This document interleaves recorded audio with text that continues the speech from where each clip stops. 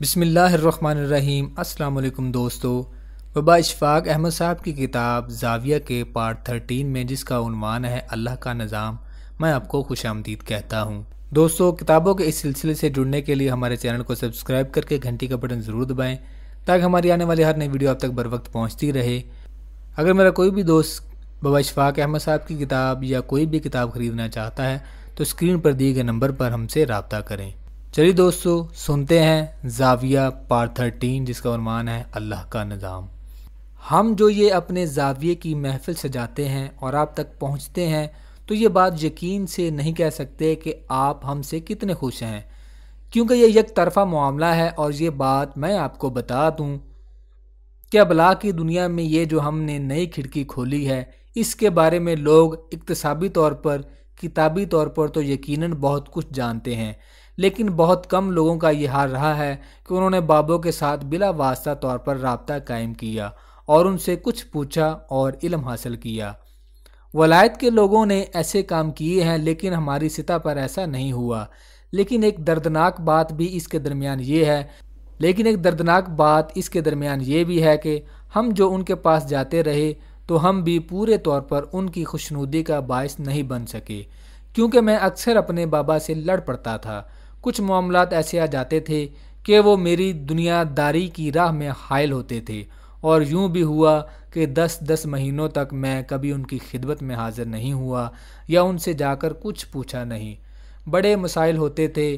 پھر بات یہ تھی کہ ان کی سوچ کا انداز اور ان کی زندگی بسر کرنے کا رویہ ہماری سوچ سے اور ہمارے چلن سے بالکل مختلف ہوتا ہے، اور ان کے اوپر قابو پانا بڑا مشکل کام تھا۔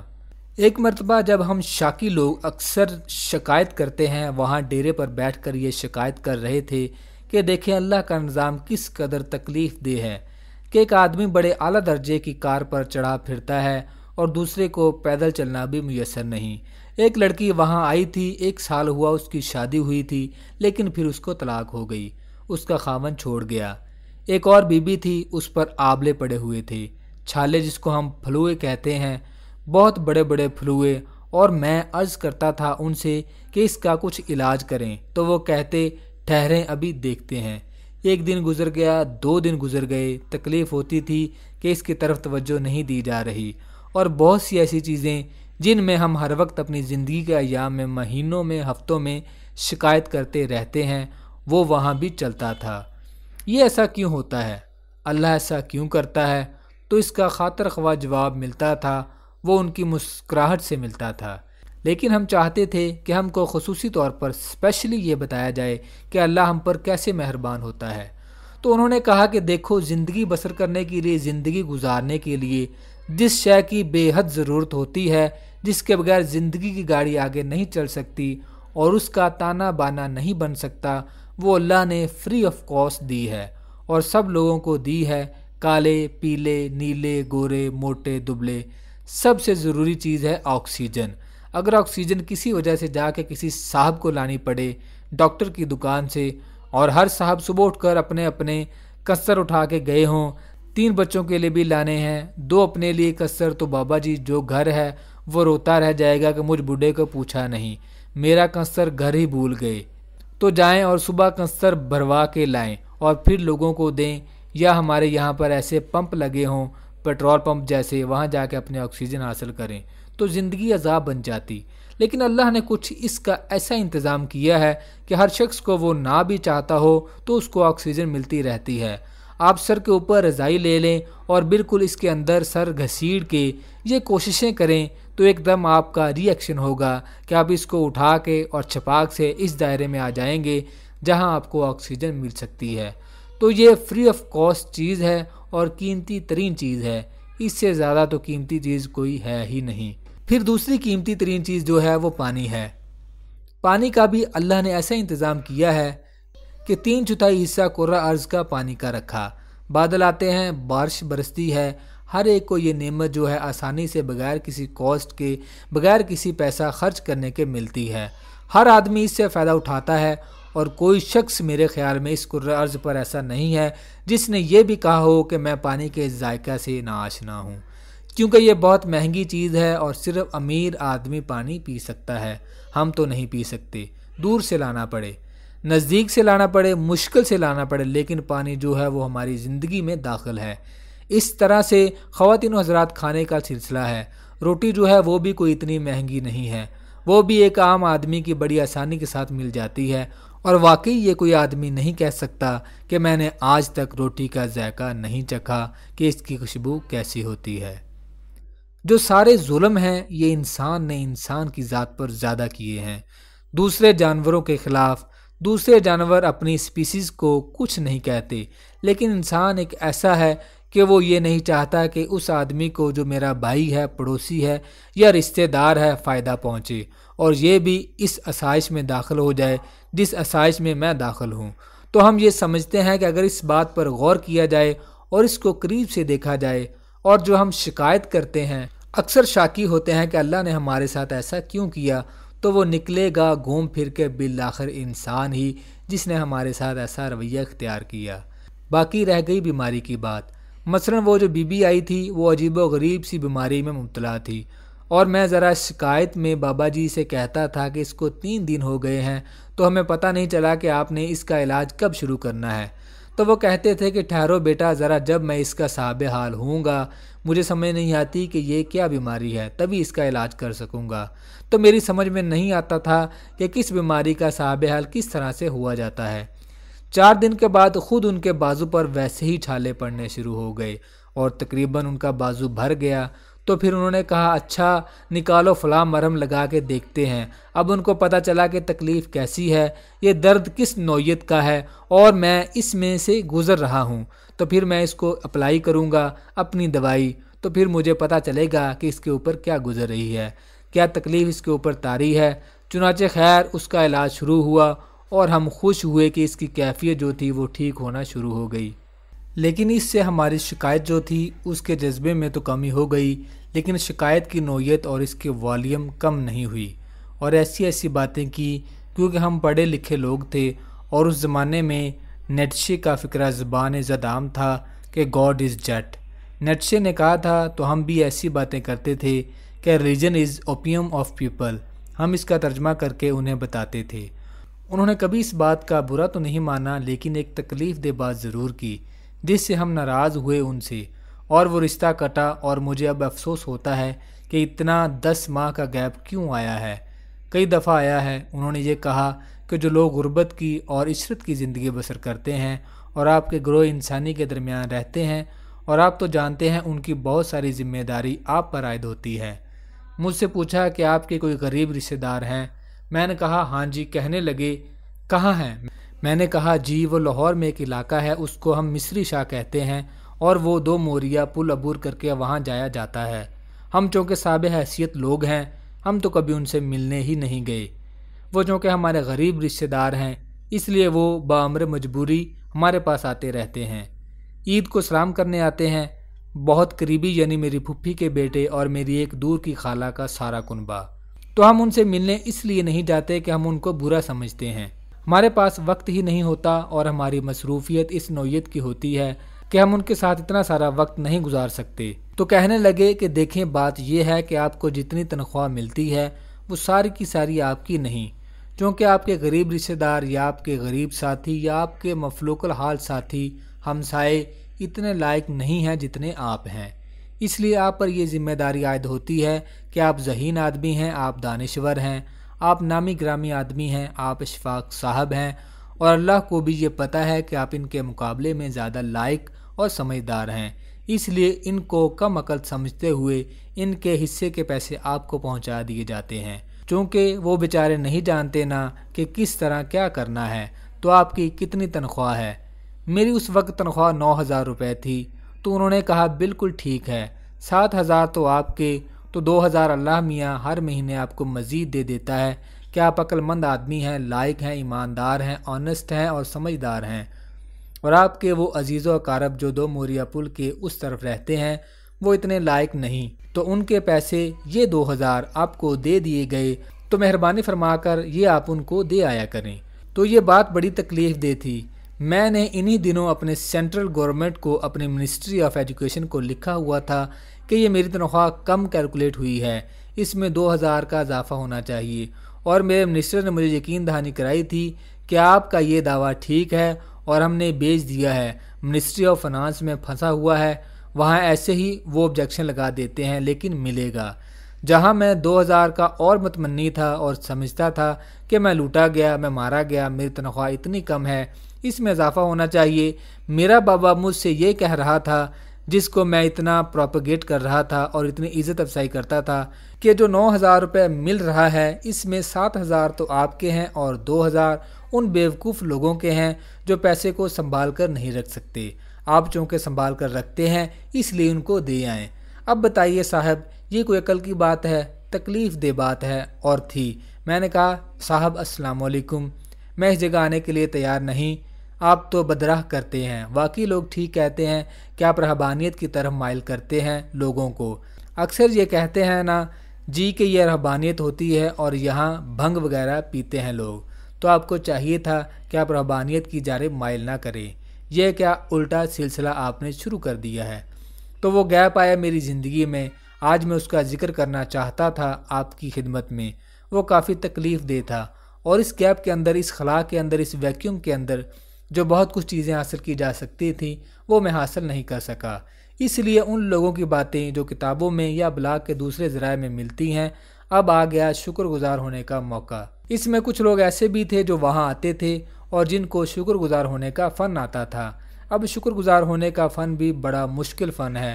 ہماری پوتیاں، نواسیاں، لڑکیاں، خاص طور پر ایک بڑی لڑائی ہوتی ہے وائی می۔ یہ لڑکیوں نے وائی می کا بڑا محاورہ نکالا ہے کہ میرے ساتھ ہی ایسا کیوں گزر رہا ہے، میں جو اتنی بڑی شاذور لڑکی ہوں اور اتنی پڑھی لکھی ہوں، میں نے ایم اے انگلش کیا ہے اور میں نے فرسٹ ڈویژن لی ہے، میں نے سیکنڈ ڈویژن لی ہے، تو مجھے یہ بتایا جائے کہ میرے ساتھ ایسا کیوں ہوا، میں نے کیا کیا ہوگا؟ کہنے لگی میری ناک پر پمپل نکلا ہے تو وائی۔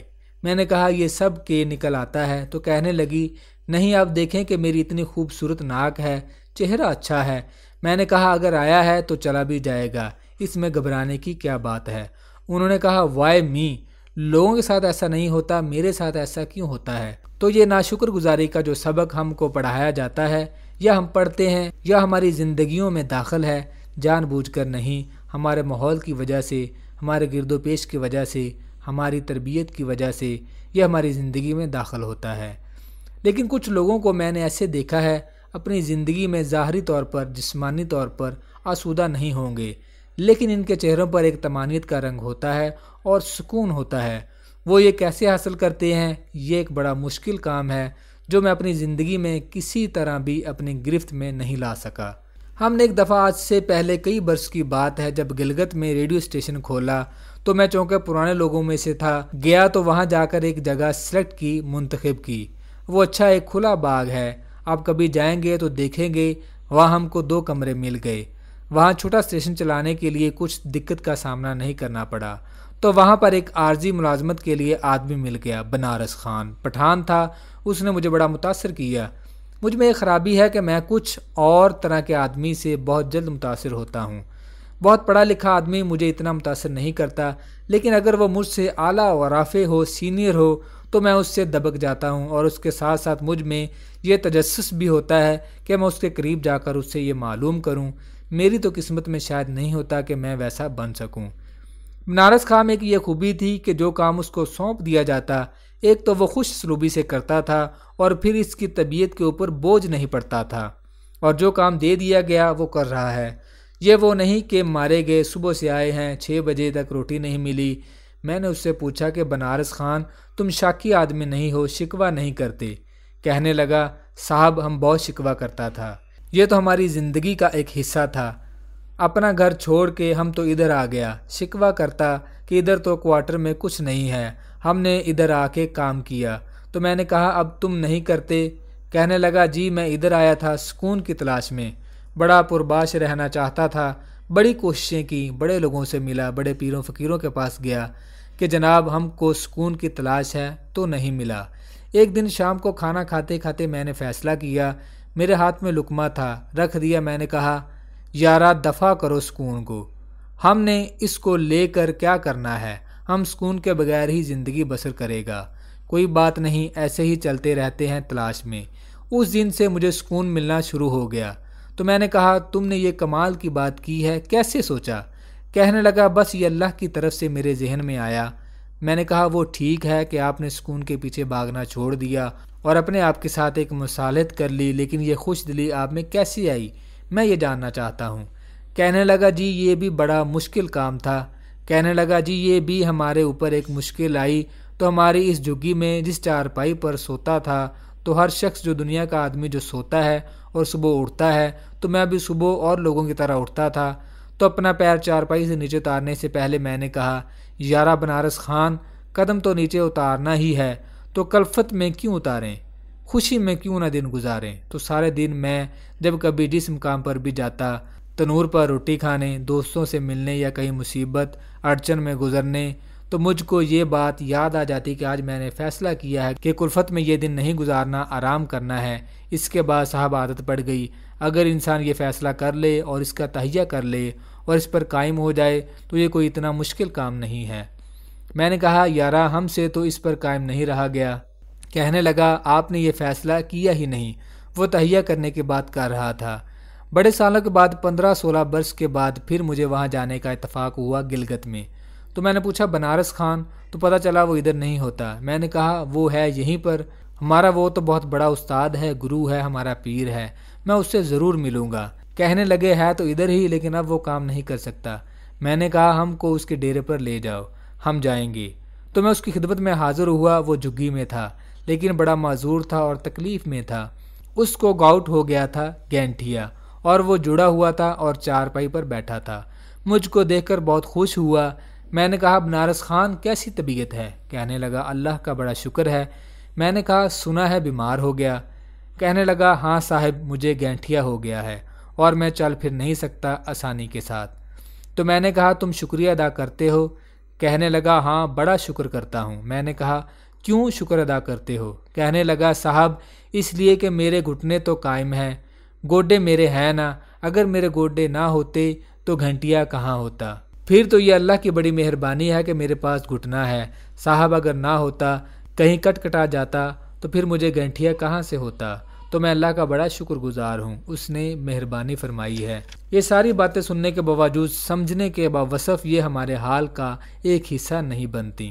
ہمارے بابا کہا کرتے تھے کہ وہ مومن جو ماضی کی یاد میں مبتلا نہ ہو اور مستقبل سے خوف زدہ نہ ہو، اس کو صاحب حال کہتے ہیں، کہ جو حال اس کو عطا کیا گیا ہے اس کے مطابق زندگی بسر کرے اور خوش و خرم بڑی چاہت کے ساتھ بسر کرے، اور جب تک اس کو اس کا تحفہ دیا گیا ہے اس کو ساتھ لے کر چلے۔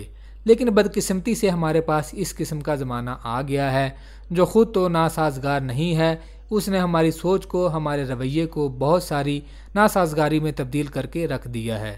اور میں یہ سمجھتا ہوں زندگی کے اس حصے میں پہنچ کر کہ جب تک اللہ کا ساتھ نہ ہو اور اللہ کو اس طرح سے نہ مانا جائے جس طرح سے ماننے کا حق ہے، صرف کتابی طور پر نہیں۔ مثلا میری خرابی یہ ہے، میں بڑا اس کا ایمانداری سے اعتراف کرتا ہوں اور بڑا مجھے دکھ بھی ہے کہ میں اللہ کو مانتا ہوں لیکن کتابی طور پر۔ میری ماں کہتی تھی کہ نماز پڑھو، لیکن میں نے کبھی یہ ارادہ یا تہیہ نہیں کیا کہ میں اس کے ساتھ ایک ربط باہمی قائم کروں گا۔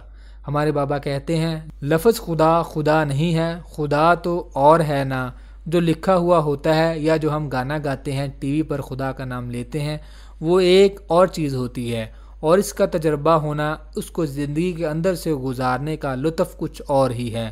اور میں یہ بات آپ کو اس لیے گارنٹی سے کہہ سکتا ہوں کہ میں آپ لوگوں سے بہت پریویلیجڈ ہوں، میں ایک اونچے مقام پر ہوں کہ میں ایسے بندے سے ملا ہوں اور میں ان کا تجربہ اور مشاہدہ اور مطالعہ رہا ہوں، اور وہ بہت بڑے لوگ ہیں۔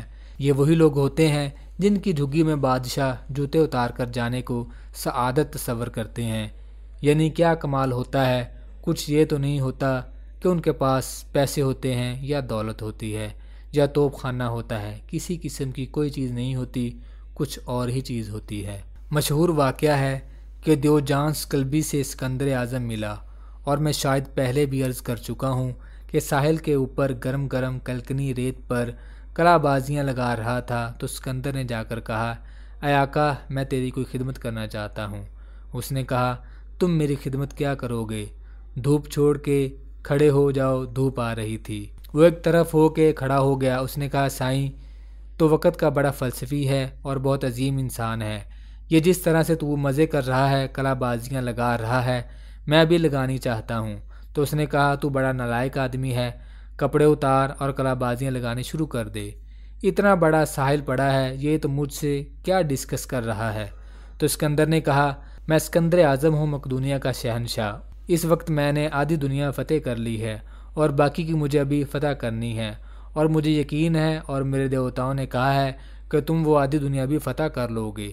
تو اے آقا، جب میں وہ آدھی دنیا فتح کر لوں گا تو پھر انشاءاللہ آ کر آپ کے ساتھ کلا بازیاں لگاؤں گا۔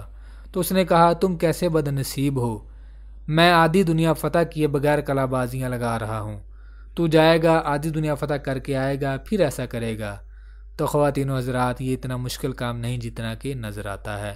اللہ آپ کو آسانیاں عطا فرمائے اور آسانیاں تقسیم کرنے کا شرف عطا فرمائے۔ دوستو، آپ اشفاق احمد صاحب کی کتاب زاویہ کا پارٹ 13 جس کا عنوان تھا اللہ کا نظام سن رہے تھے۔